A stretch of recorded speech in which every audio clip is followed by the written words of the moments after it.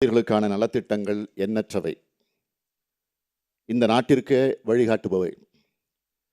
அந்த வகையில் அண்மையில் பல்வேறு அரசு பணியாளர்கள் மற்றும் ஆசிரியர் சங்கங்களைச் சேர்ந்த சங்க பிரதிநிதிகள் அரசிடம் வைத்த கோரிக்கைகளை எல்லாம் பரிசீலித்து பின்வரும் முக்கிய அறிவிப்புகளை 110 விதியின் கீழ் வெளியிட விரும்புகிறேன். 1. அரசு ஊழியர்கள் மற்றும் ஓய்வூதியாளர்களுக்கு அகவிலைப்படி உயர்வு குறித்து நிதிநிலை அறிக்கையில் 1/4/2022 முதல் அமுல்படுத்தப்படும் என்று அறிவிக்கப்பட்டிருந்தது. இது குறித்து வரப்பெற்ற அரசு ஊழியர்கள் சங்கங்களின் கோரிக்கையினை கனிவுடன் பரிசீலித்து இந்த அரசுக்கு கடும் நெருக்கடியான நிதி சூழல் இருப்பினும் அரசு அலுவலர்கள் மற்றும் ஓய்வூதியாளர்களின் நலனை கருத்தில் கொண்டு அறிவிக்கப்பட்ட நாளுக்கு 3 மாத காலத்திற்கு முன்னதாகவே, அதாவது 1/1/2022 முதல் அகவிலைப்படி உயர்வு அமுல்படுத்தப்படும் என்பதை தெரிவித்துக் கொள்ள விரும்புகிறேன். இதன் மூலம் 16 லட்சம் அரசு அலுவலர்கள் மற்றும் ஓய்வூதியாளர்கள் பயன்பெறுவார்கள். இவ்வாறு அறிவிக்கப்பட்ட காலத்திற்கு முன்னரே அகவிலைப்படி உயர்வினை அமுல்படுத்துவதால் 3 மாத காலத்திற்கு கூடுதலாக 1620 கோடி ரூபாய் செலவினம் ஏற்படும். ஆண்டொன்றுக்கு கூடுதலாக 6480 கோடி ரூபாய் செலவாகும். 2.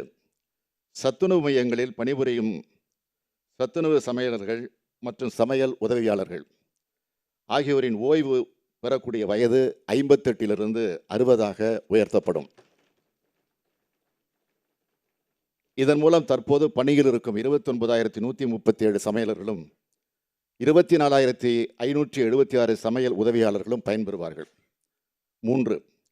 அரசு பணியாளர்கள் தங்கள் பணிக்காலத்திலே பெற்றிடும் கூடுதல் கல்வி தகுதிக்கான ஊக்க ஊதிய உயர்வு 2020ஆம் ஆண்டு ரத்து செய்யப்பட்டது. அரசு பணியாளர்கள் பெற்றிடும் கூடுதல் கல்வி தகுதியின் மூலம் அவர்களுடைய பணித்திறன் மேலும் மற்றும் அவர்களது செயல்பாடுகள் மேம்படுவதை ஊக்குவிக்கும் பொருட்டு உயர்கல்வி தகுதிகளுக்கான ஊக்கத்தொகை ஒன்றிய அரசால் அண்மையில் அறிவித்துள்ள வழிகாட்டு முறைகளின்படி அந்த அடிப்படையில் விரைவில் அவர் அறிவிக்கப்படும். 4. அரசு பள்ளிகளில் காலியாக உள்ள இளநிலை உதவியாளர் பணியிடங்கள் தேவைக்கேற்ப தமிழ்நாடு அரசு பணியாளர் தேர்வாணையம் மூலமாக நிரப்ப விரைவில் நடவடிக்கை எடுக்கப்படும். 5. ஓய்வு பெறும் நாளில் அரசு பணியாளர்கள் தற்காலிக பணி நீக்கத்தில் வைக்கும் நடைமுறை தவிர்க்கப்படும். 6.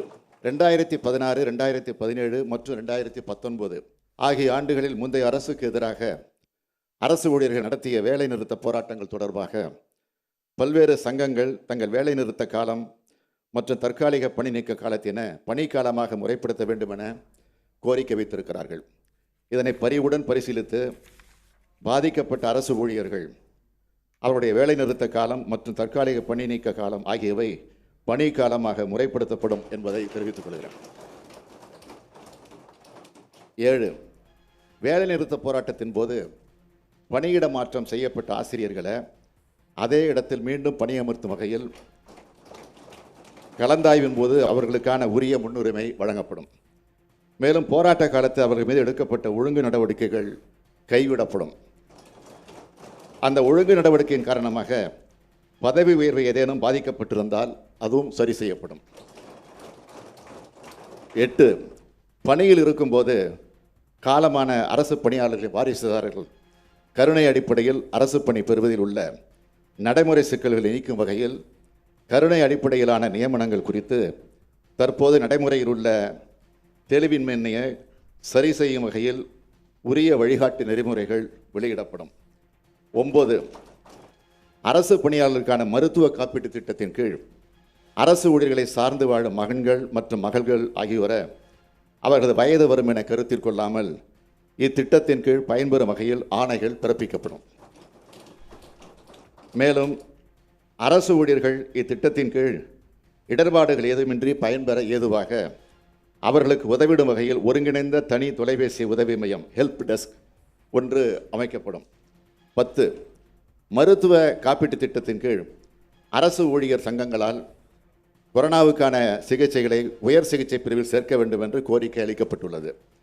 கொரோனா சிகிச்சைகளை பொறுத்தவரையில் அரசு அலுவலர்கள் மற்றும் ஓய்வூதியர்களுக்கான மருத்துவ காப்பீட்டு திட்டத்தில் அனுமதிக்கப்பட்டுள்ள சிகிச்சை தொடர்பான 10 லட்சம் ரூபாய் விடவும் கூடுதலாக கொரோனா சிகிச்சைக்கான செலவு தொகை அரசு நிதி உதவியின் கீழ் அனுமதிக்கப்படும்.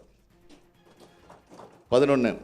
கணக்கு மற்றும் கருவூலத்துறையின் பணிகளை எளிதாக மேற்கொள்ளக்கூடிய பொருட்டு அவை துரிதமாகவும் எளிதாகவும் செயல்படுத்தக்கூடிய வகையில் மாவட்டந்தோறும் பயிற்சியாளர்களுக்கு உரிய பயிற்சி அளிக்கப்படும். 12.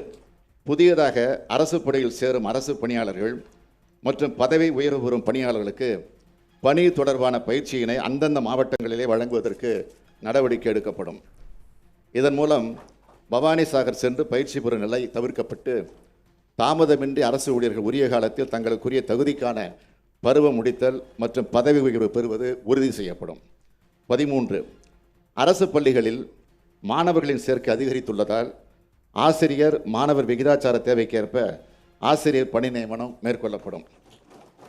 மக்களாட்சி தத்துவத்தின் 4 தூண்களில் ஒன்றான நிர்வாகத்தின் அடித்தளமாக விளங்கக்கூடியவர்கள் அரசு ஊழியர்கள்.